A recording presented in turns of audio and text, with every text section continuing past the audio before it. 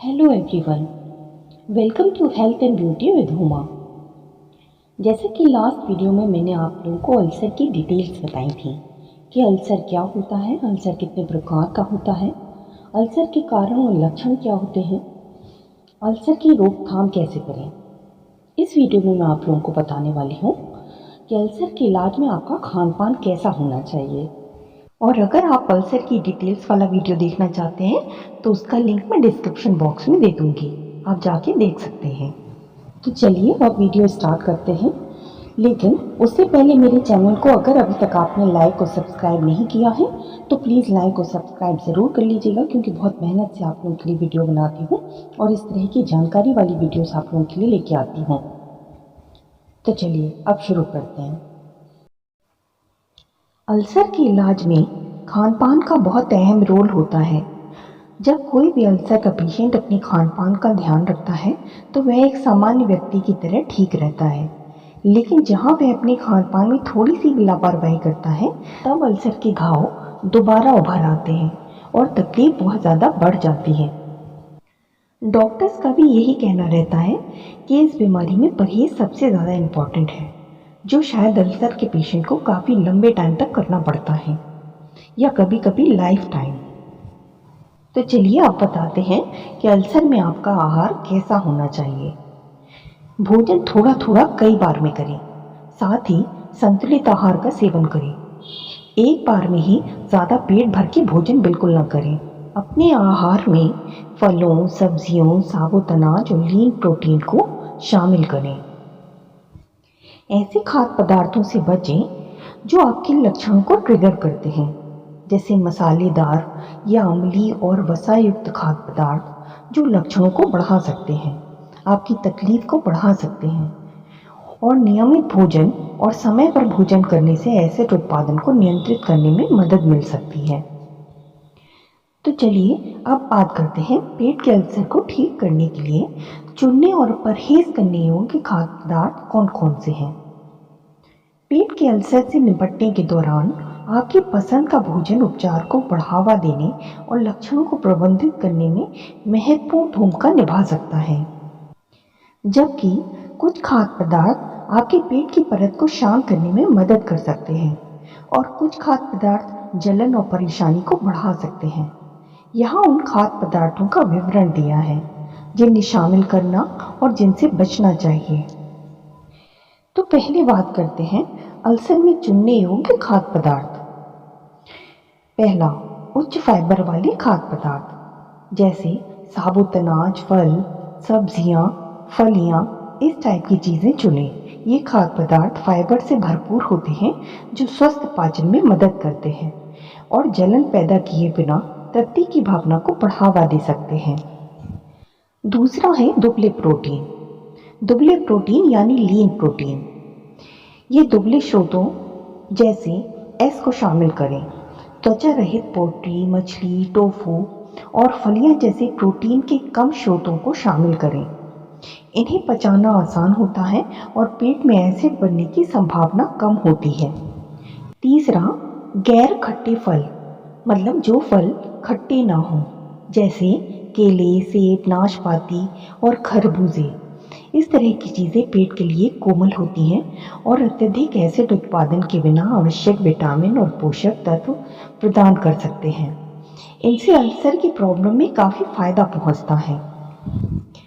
चौथा, कम वसा वाली डेयरी प्रोडक्ट्स चूज़ करें। कम वसा वाले, बिना वसा वाले डेयरी उत्पादन जैसे दही, दूध, पनीर को चुनें। ज़्यादा तेल, घी, मक्खन, चीज़, इन चीज़ों से बचें। ये अपने उच्च वसा वाले समकक्षों की तुलना में पेट के लिए आसान हो सकते हैं। पांचवा, स्वस्थ वसा, एवोकाडो, नट्स और जैतून के तेल जैसे स्वस्थ वसा के स्रोतों का कम मात्रा में सेवन करें। इन वसाओं से एसिड रिफ्लेक्स ट्रिगर होने की संभावना कम हो जाती है। छठवां है पकी हुई सब्जियां।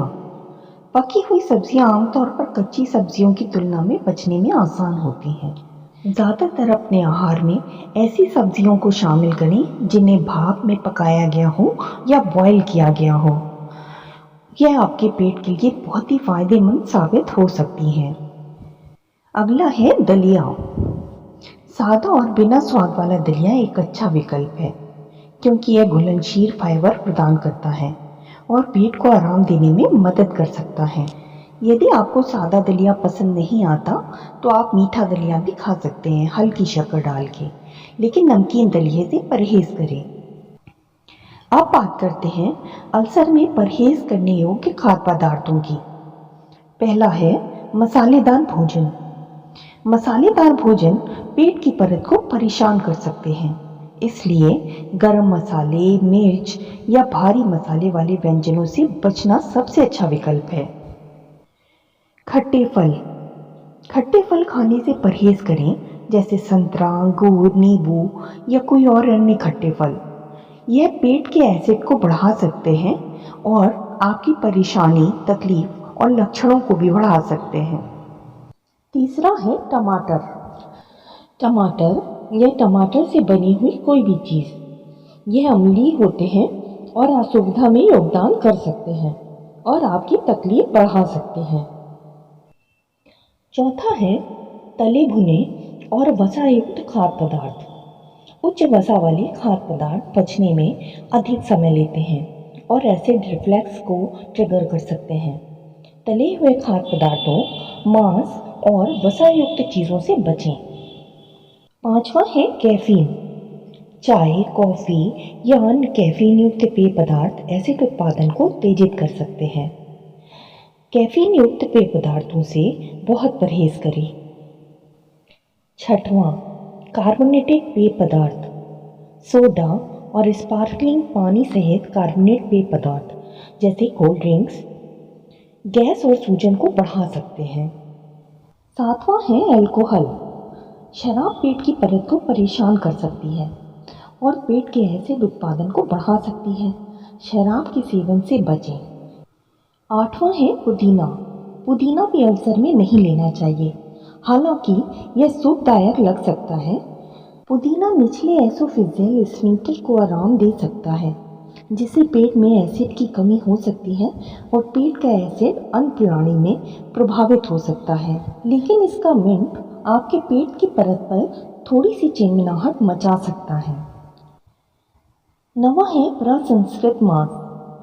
सॉसेज और बेकन जैसे प्रसंस्कृत मांस में वसा और सोडियम की मात्रा अधिक हो सकती है, जो असुविधा को बढ़ा सकते हैं। साथ ही मांस पचने में भी टाइम लेता है, तो आपको अल्सर में ऐसा भोजन करना चाहिए जो इजीली पच जाए। याद रखें कि विशिष्ट खाद्य पदार्थों के प्रति व्यक्तिगत प्रतिक्रियाएं भी भिन्न भिन्न हो सकती हैं, मतलब अलग अलग खाद्य पदार्थों की अलग अलग रिएक्शंस हो सकते हैं। अपने शरीर पर ध्यान देना महत्वपूर्ण है और यह विभिन्न खाद्य पदार्थों पर कैसी प्रतिक्रिया करता है यह भी ध्यान दीजिए, मतलब किस चीज़ से आपको फ़ायदा पहुंच रहा है और किस चीज़ से आपको नुकसान होता है। इस चीज़ पे आपको खुद ध्यान देना होगा और नुकसान देने वाली चीज़ों से परहेज करें। यदि आप देखते हैं कि कुछ खाद्य पदार्थ लगातार असुविधा पैदा करते हैं और उनके सेवन से आपको तकलीफ होने लगती है या आपके लक्षणों को खराब करते हैं, तो उनसे बचना सबसे अच्छा है। संतुलित आहार लेना, हाइड्रेट रहना और अपने डॉक्टर के प्रिस्क्रिप्शन को ठीक से फॉलो करना पेट के अल्सर को प्रभावी ढंग से ठीक करने में मदद करता है। यदि आप श्योर नहीं हैं कि अपने आहार में क्या शामिल करें और क्या ना करें, तो किसी अच्छे स्वस्थ आहार विशेषज्ञ या किसी अच्छे डॉक्टर से परामर्श करने से व्यक्तिगत मार्गदर्शन मिल सकता है। तो मिलते हैं नए वीडियो में नई जानकारी के साथ। स्वस्थ रहें, मस्त रहें और अपना ख्याल रखें।